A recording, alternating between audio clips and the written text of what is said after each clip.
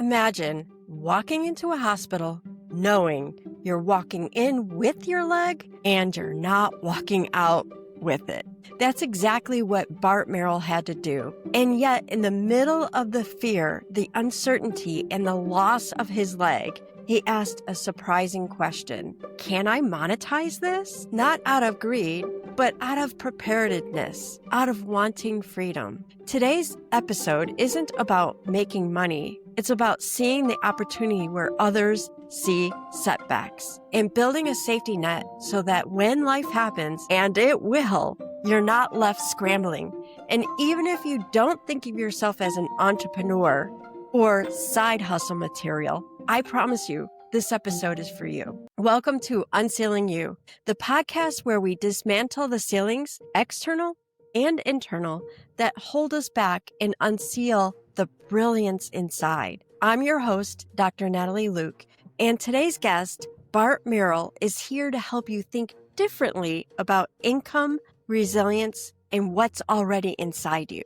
Because sometimes we don't recognize our own strengths. It's like trying to describe your own nose without a mirror. But once you're in a community, once someone holds up a mirror, you start to see there's gold right underneath your feet. The three big promises of this episode, if you're ready to monetize value, even if you can't see it yet, whether it's your job skills, your hobbies, or your life experiences, Bart shows us how to look at it with fresh eyes. Hear how Bart's financial resilience softened the blow when life got hard, not once, but twice. And you don't need to take that leap alone. Mentors, community, and accountability partners are what turn ideas into action. This season is all about building a community around you because no matter how smart, capable, or driven you are, you can't grow in a vacuum.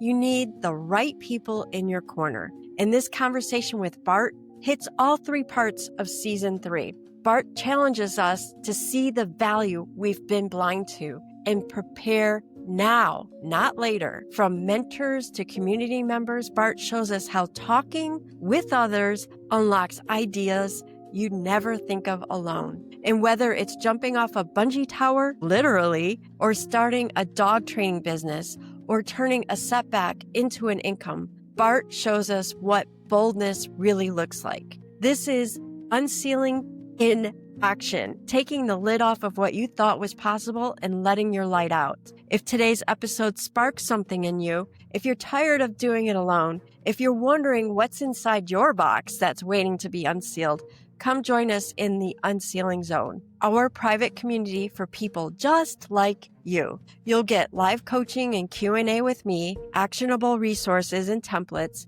a supportive network of ambitious, imaginative doers in a space where your goals aren't too much. They're welcome. Go to the Unsealing Zone, UnCeiling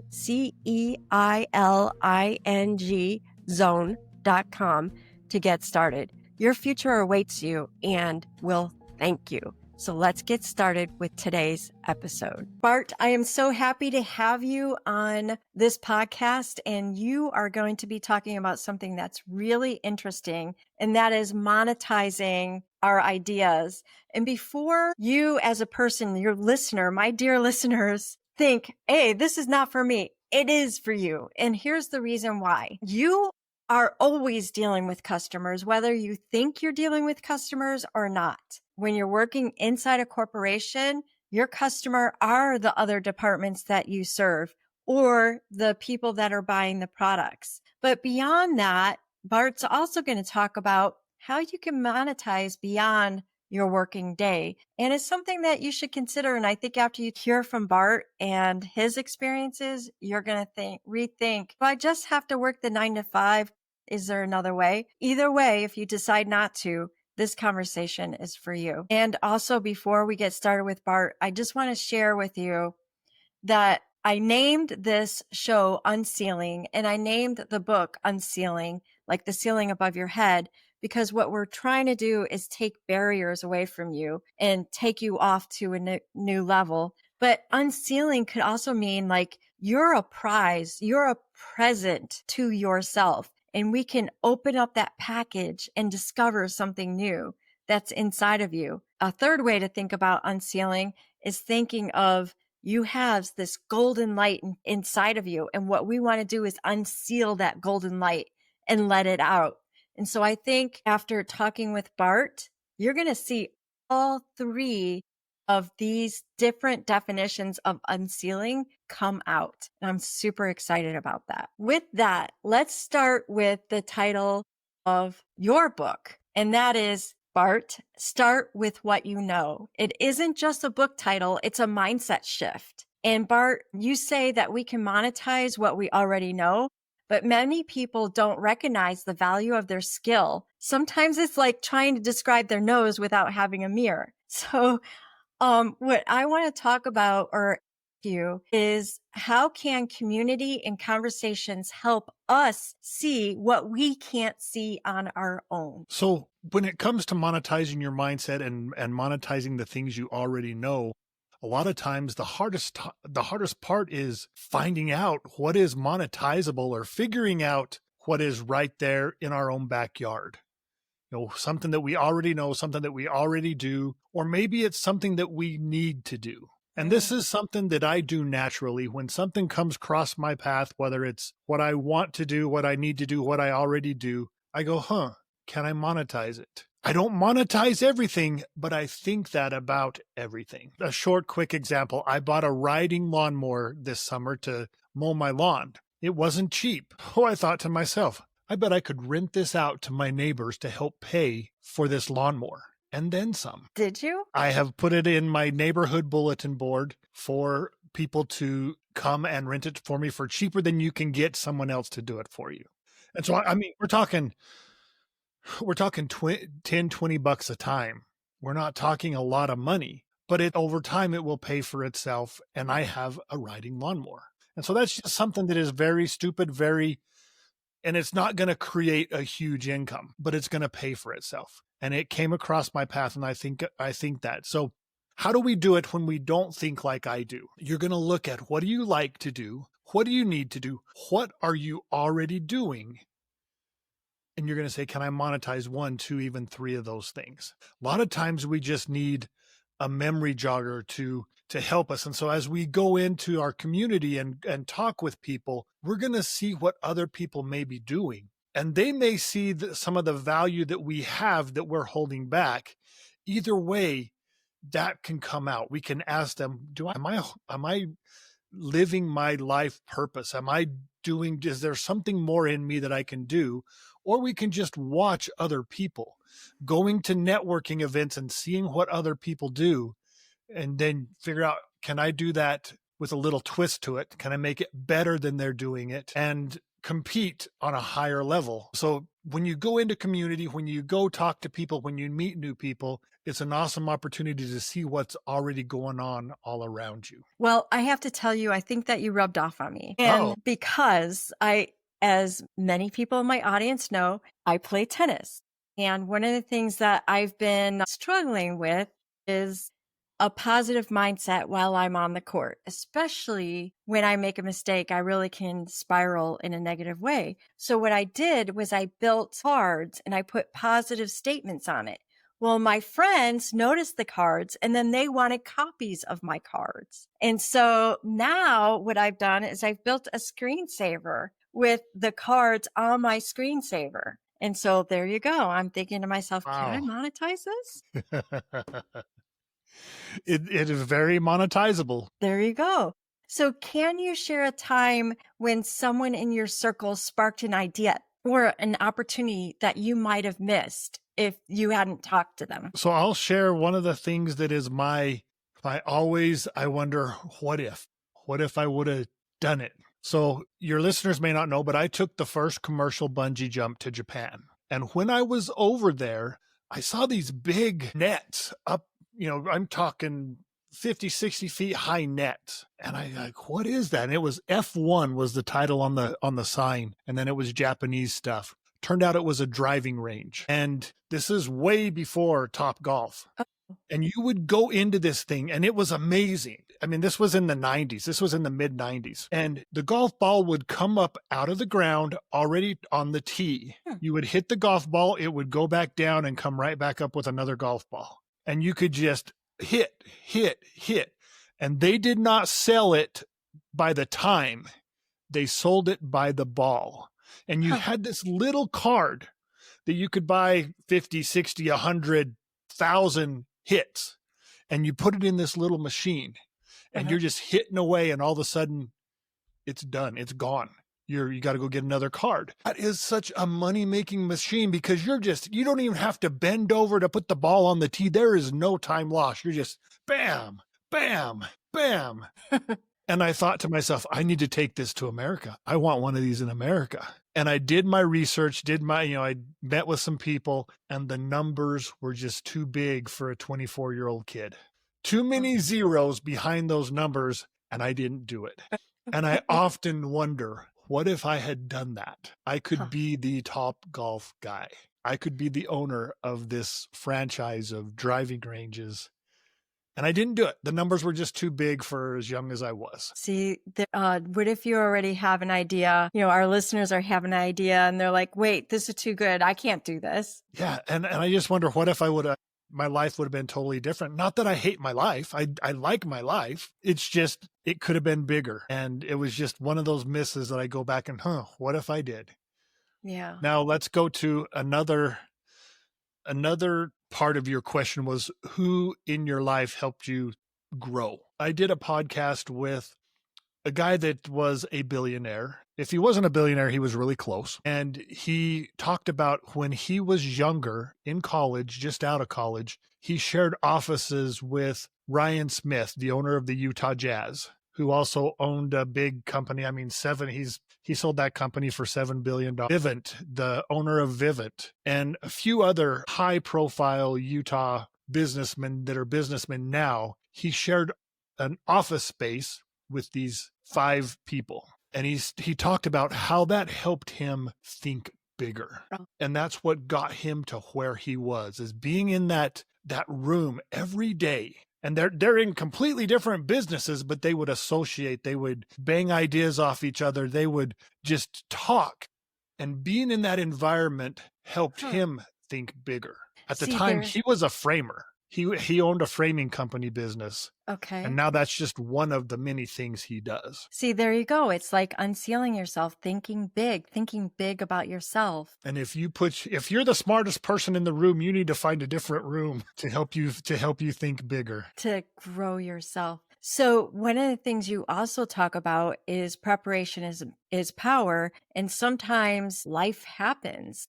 And you told me a story about life happening with your wife. And I think that it's important for you to share this, but talk about how that preparation doesn't happen alone. How do you build trusted networks and accountability groups to think bigger, to grow that group of people? Like you said, if you're the smartest one in the room, you need to get into a bigger room. Yes. So let's start off with, I wrote Monetize Your Mindset because of when life happened to me. I say, what happens when what happens happens? Are you prepared?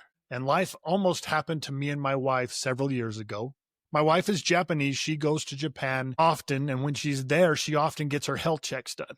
And so she called me from Japan and calmly, I emphasize calmly, informed me that the initial test indicated cancer. And my first thought obviously was, I could lose my wife. Sadly, my second thought was, we can't afford this. I can't afford to drop everything and be by her side as she goes through whatever it is she's going to have to go through. And so my first thought was about money, or my second thought. My first thought was about my wife, and she joked. I mean, she actually said, I guess we're going to have to find you a new wife. And I'm just going, why are we joking about this? This isn't funny. And after 8 sleepless nights, the biopsy came back negative for cancer. Yay. And so we were lucky, but it gave me a wake-up call and made me think more about being prepared for when whatever happens, because it will happen. It'll happen to you several times throughout your life.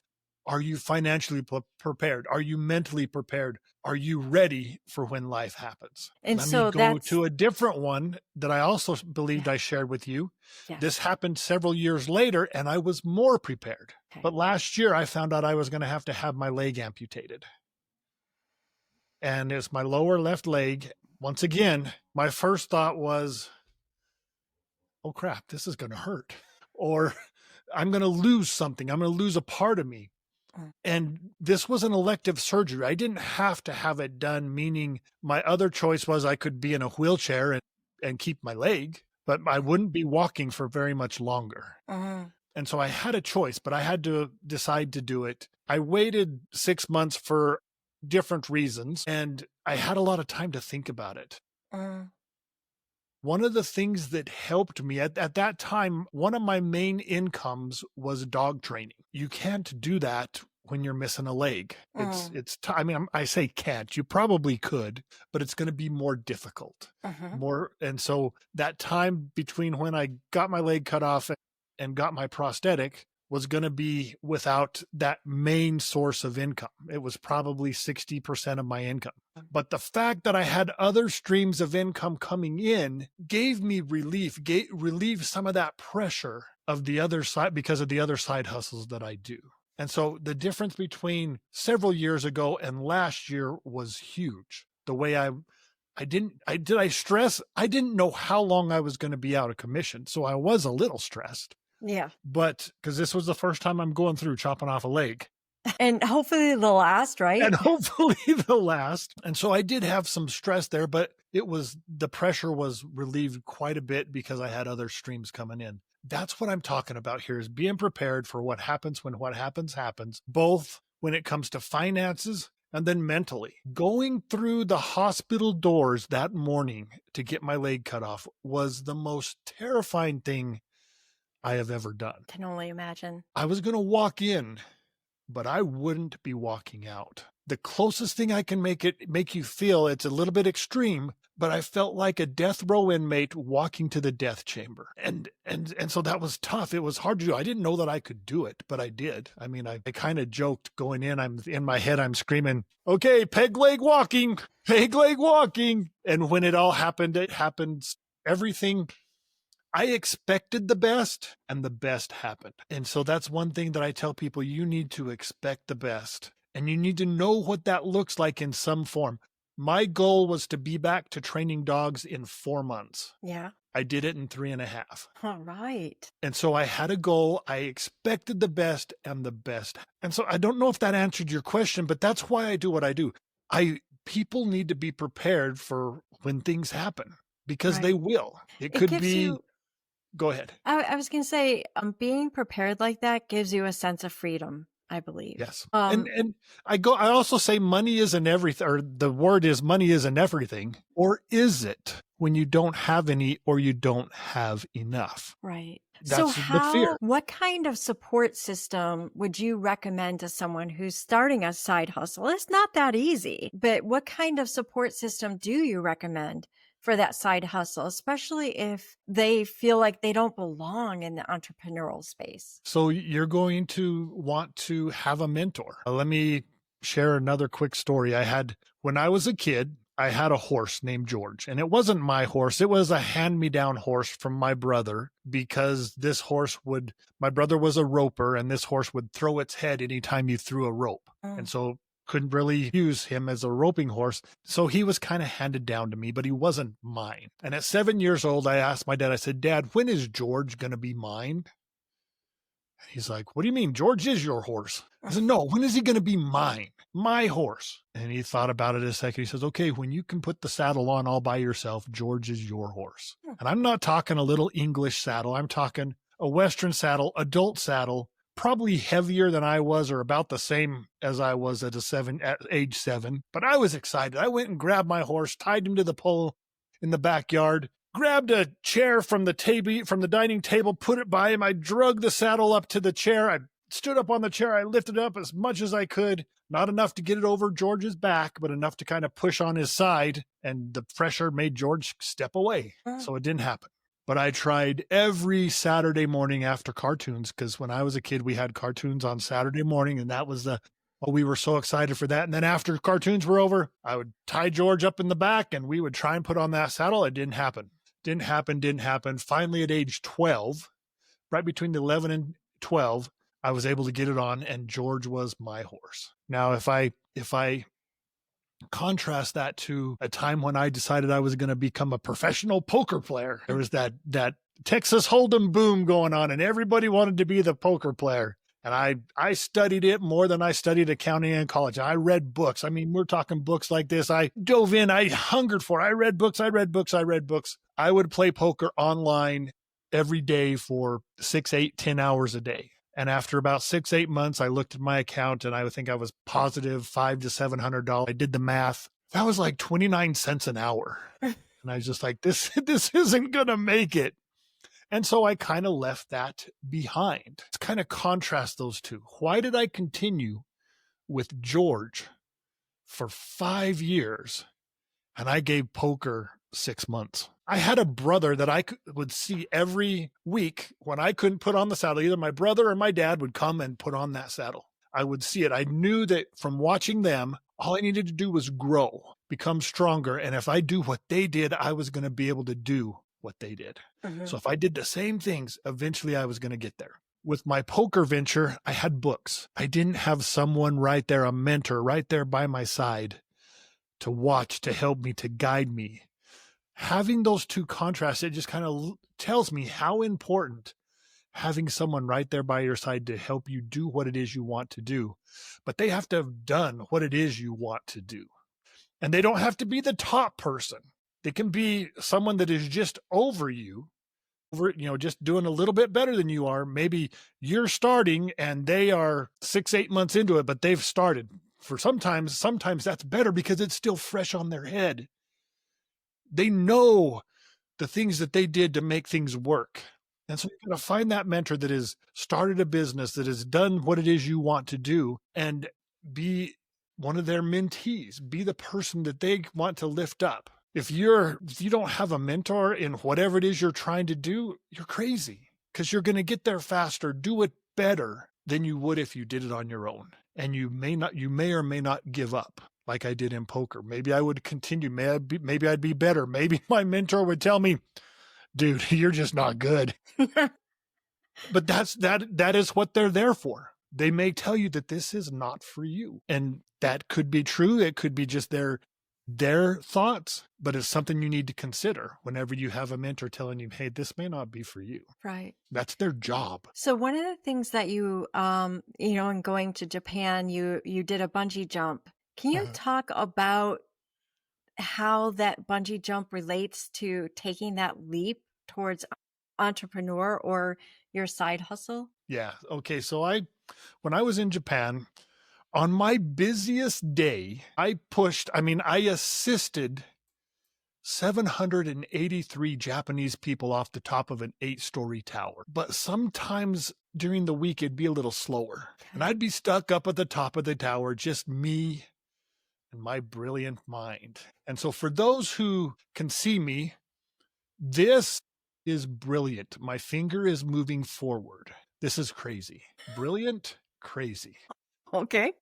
Okay, so I'm up at the top of my tower. And at the bottom of my tower, there is a stunt person airbag. It's one of those things that you jump into. It's always got air blowing into it, and poof, whenever you hit it, the air goes out and you're safe. In theory, I had heard that people have jumped from the top of my tower, 8 stories high, into this airbag and been okay.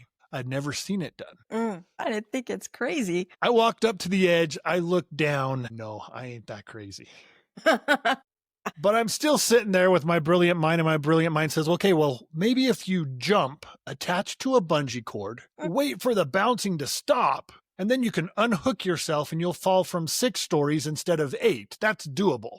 And so I thought, okay, I can do that. I called my buddy up from the bottom of the tower. I jumped, waited for the bouncing to stop, and I tried to unhook myself. But there was too much pressure. I couldn't get unhooked. And so my guy up there let me down, and I go back up to the top of the tower. My brilliant mind continues. What if, okay, so whenever you attach a customer to the bungee cord, we use a about a nylon strap that's about a foot long and about an inch thick, and it has a carabiner on one end. I could take that strap, put the carabiner on the other end of it so I have a little loop, get 2 of those, and I put them at the bottom of the tower, the bottom of the bungee cord. What do I have? Handles. I can jump off the tower just hanging on with my hands, wait for the bouncing to stop, and then I just let go. Brilliant, right? Got my handles in hand. I walk up to the tower. I look down, walk up to the edge of where I'm looking down, and I jumped. Now, obviously, everything went okay because I'm here. Yeah, that's what I keep thinking. Now, sometimes your brilliant mind doesn't go far enough and think things all the way through. I waited for the bouncing to stop, and I let go. And I fell to the mat with a loud slap. The bungee cord shot up to the top of the tower with this loud bang. Everybody in the park heard and came running over to see who just died. I'm crawling out of the safety mat. I'm okay. Everything's good. We're good. But the point of the story is, whether you think it's brilliant, whether you think it's crazy, the point of the story is sometimes you just got to take that jump. Now, you guys listening, watching, you're going to think that's just stupid. My dad, God rest his soul, probably rolls in his grave every time I tell the story because he's like, I didn't raise a kid that stupid. This was an educated jump. I had jumped thousands of times. I knew the pressure. I didn't know 100% that I could hold on. But it was a calculated guess, an educated guess that, yes, I could hang on. So you don't need to go and make stupid decisions. That's not what I'm saying. But you got to be willing to take that step out there to see what there is to see, to venture out into the unknown, even if you don't know what the outcome is going to be. I jumped. I got to do what I wanted to do. I wanted to fall into the mat, and I did it. Now, this relates to business in that you have to do scary things. You have to take risks. You got to make it happen if you want to go where you want to go. And so that's how bungee jump relates to taking that first step. You got to take that first jump to make it happen. And that's hard. The first step is always the hardest. Yeah. And the thing is that when you talk about making that bungee jump, you were so curious. You were so curious about what was going to happen that it sounds like it was fun taking that jump. So when I tell people that going into the hospital was the most terrifying thing that I've ever done, They say that people that know that story, they're like, wait, didn't you jump off a bungee tower just hanging onto the car? Like, doesn't even compare. And so you just got to be willing to take risks. You got to have that mentality, just do it. I mean, I don't want to take Nike's Logan, but you got to do it. You got to actually. So if I look back on my life, I think I mentioned this to you. I look on it and I say, I was just lucky. But no. Well, yes, I was lucky. But what does Seneca say luck is? Luck is when opportunity and preparedness meet. And I add in, you need to take action.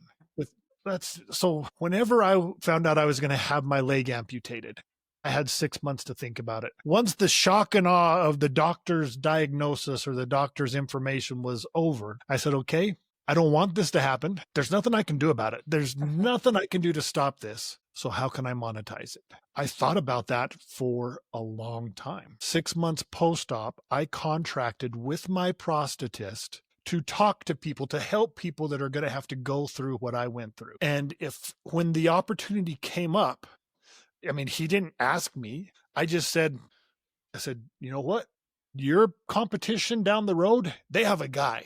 They have a guy that came and talked to me before I did my surgery. You don't have a guy. I'm your guy. And when that opportunity came up for me to say that, I said that. And he says, you may be right. Let's talk about it. What are you going to need?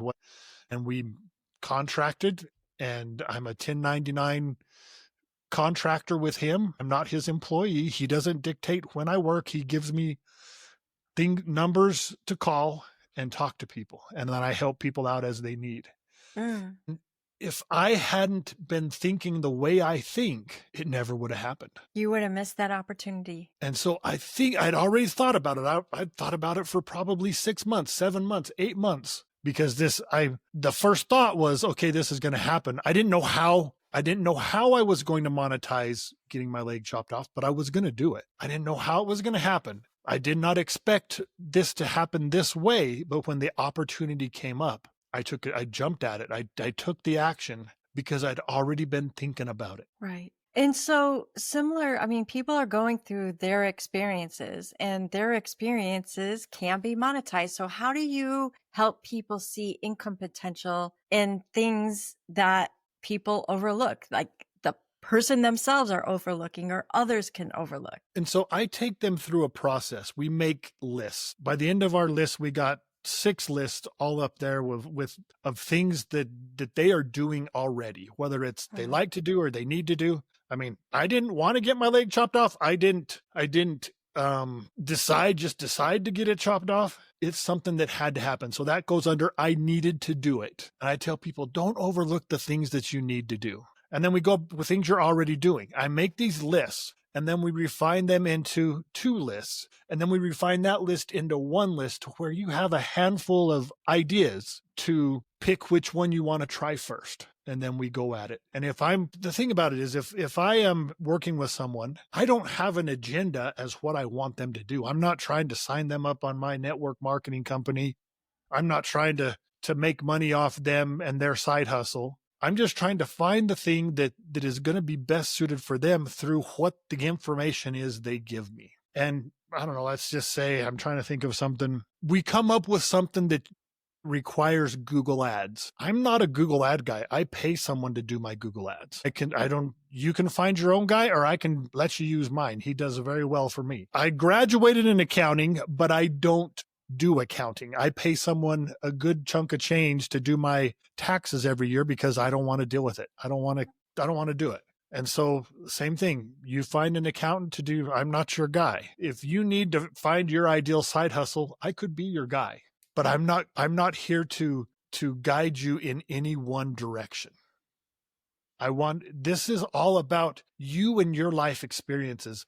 In fact, you don't even need me if you can think through the processes that I take people through. I have a psychologist friend of mine. His name is Dr. Paul. He's the positivity psychologist. And he says, I just make them aware of the obvious. And that's what finding your ideal side hustle is. It's just thinking through the obvious and figuring out, okay, how can I monetize XYZ? And when I have you make those lists, we're not even thinking about monetizing anything. I want you to make a list. Then we'll go through it. There you go. And so it's just a memory jogger. It's just, I can do that.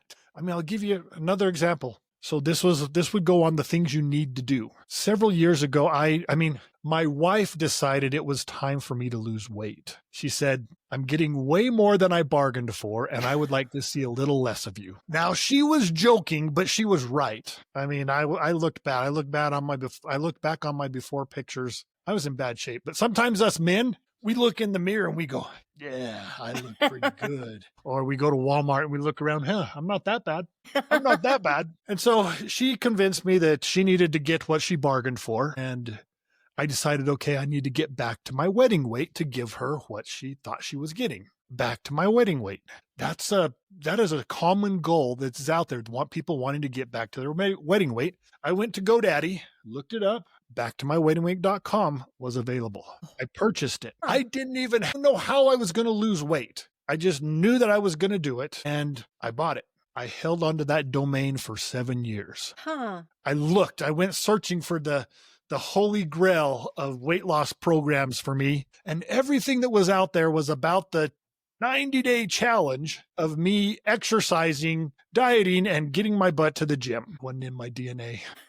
I went to the gym that first day. I paid for my 3-year membership, and I never went back again. Finally, a friend of mine from California, Beth, she calls me up and she says, Bart, I found it. What? I found it. You need to try it. It's amazing. You can try it. And if you don't like it, you can send it back. Even if your container's ripped, you can send it back. You can get your money back. I'm like, Beth, what is it? Bart, it's the 10-day celebrity transformation cleanse. My heart dropped. I was like, Beth, I want to do a 10-day cleanse like I want a colonoscopy, and that's not very bad. Yeah. Now, Beth, she's pretty quick on her feet. She's like, well, at your age, you probably need both.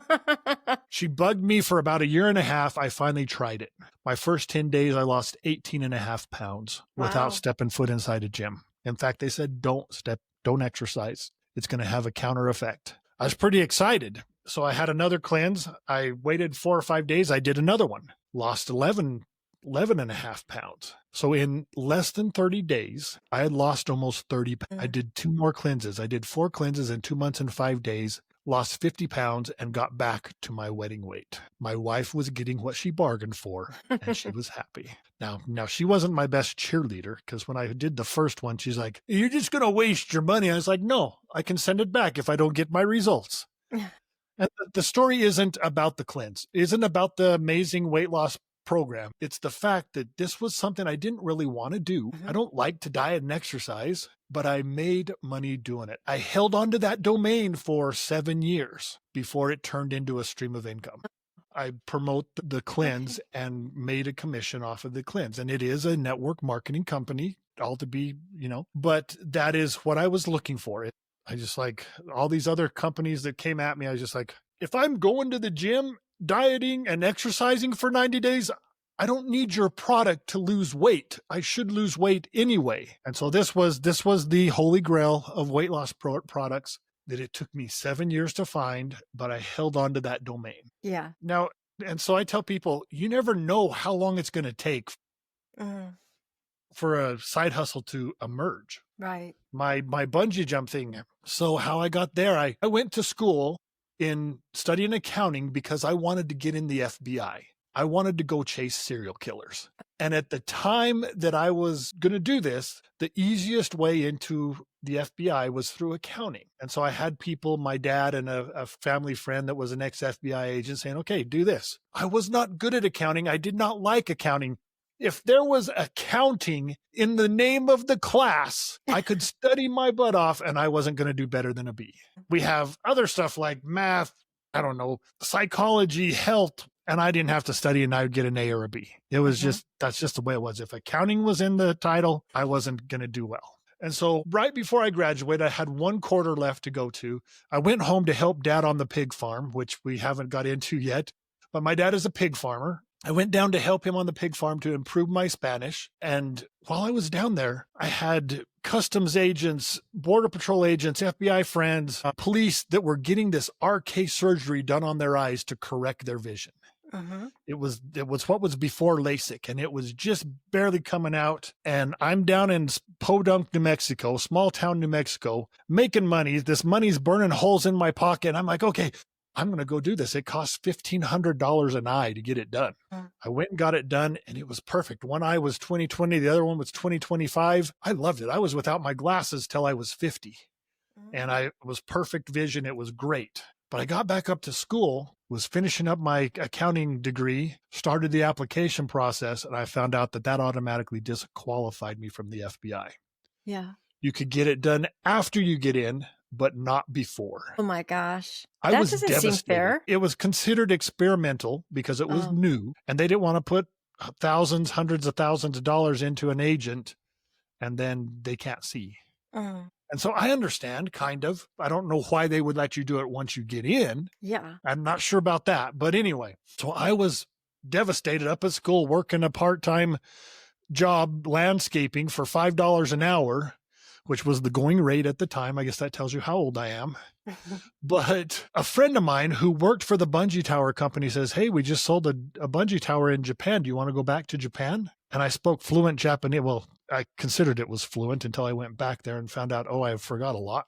But he says, you want to go back to Japan? I'm like, the pay was like 4 times what I was getting, plus they paid my expenses. I'm like, yeah, I think I kind of do. I didn't think it would happen within a year. I didn't know how long it would take before 3 months. I was in Japan pushing little Japanese people off the top of a 8-story tower. And so the one that I didn't think would happen happened in 3 months. The one that I thought, okay, all I need to do is lose weight and I'll be starting making money, took me 7-8 years to get to a stream of income. And so you never know what's going to take hold the quickest and how good it's going to be. I've always wanted to monetize my mutt. I'm a dog lover. I've had a dog since I was a kid. We adopted this 8-month-old, 90-pound Rottweiler that didn't know the word no. I kept bugging my friend who was a dog trainer. I kept, Sean, how do you do this? This dog's doing this. How do I stop that? He would tell me, Call him again. Sean, my dog's doing this. How do I stop that? He's like, FIFA. He says, Bart, we're doing a train the trainer program. It's a 2-month all-intensive program. Why don't you come and go to this program? And it wasn't cheap. It was $8,000 to go join his program. And so I was right in the process of refinancing my home. And so I took out $14,000 to help start my dog training business. I went to his 2-month intensive. I trained tons of dogs, all different sizes.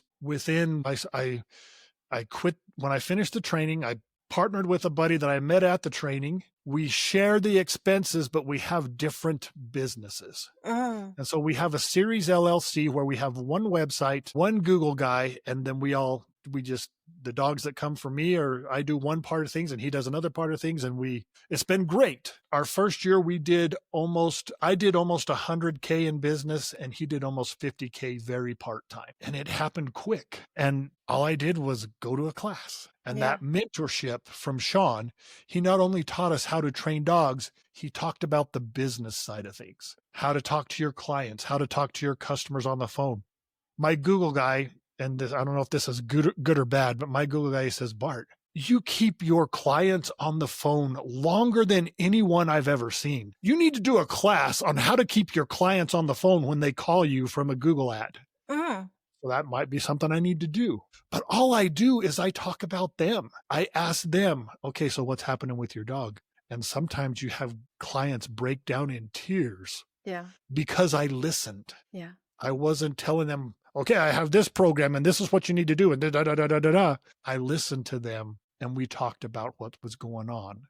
And so it's just one of those things where your business can start from anywhere. A dog that I adopted has made me $500,000 over 6 years. Wow. Because he was a problem.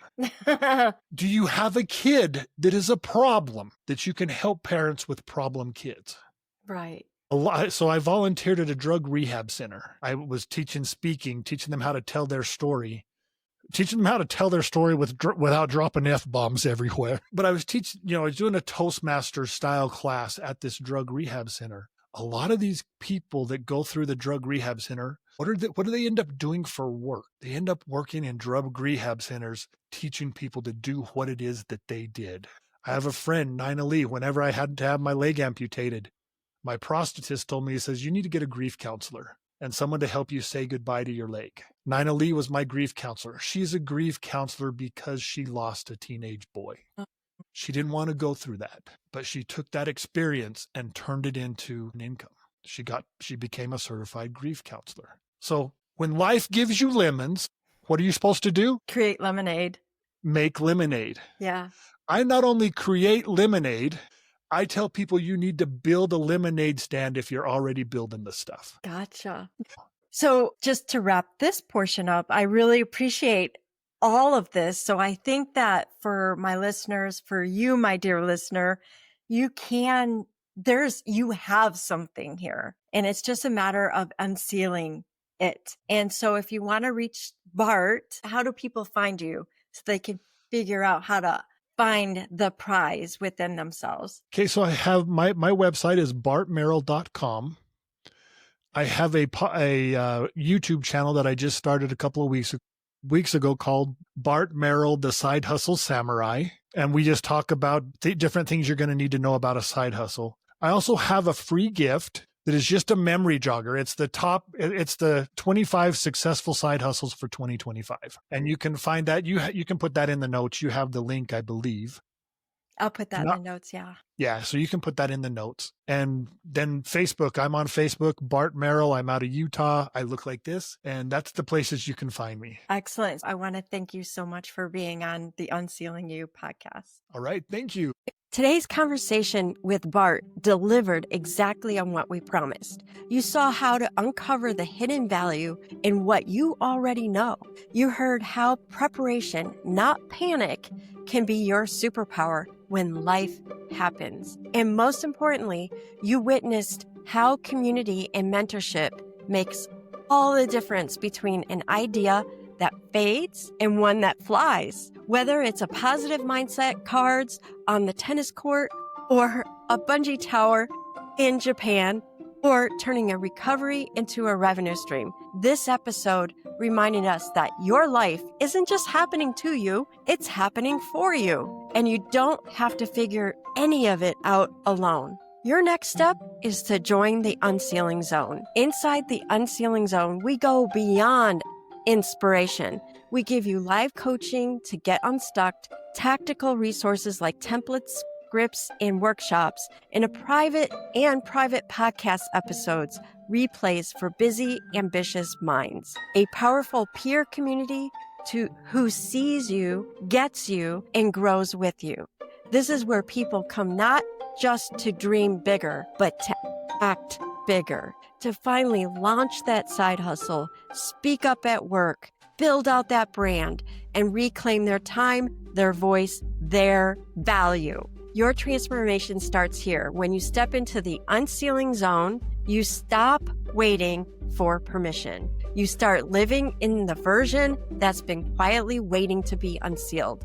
Because once you believe that your story, your skills, and even your struggles have value, you become limitless. So just don't listen, step in. Go to the UnCeiling Zone, UnCeiling Zone, and join us. Your people are waiting, your power is waiting, and your next chapter starts now. Until next time, please keep showing up, keep growing, and keep unsealing you.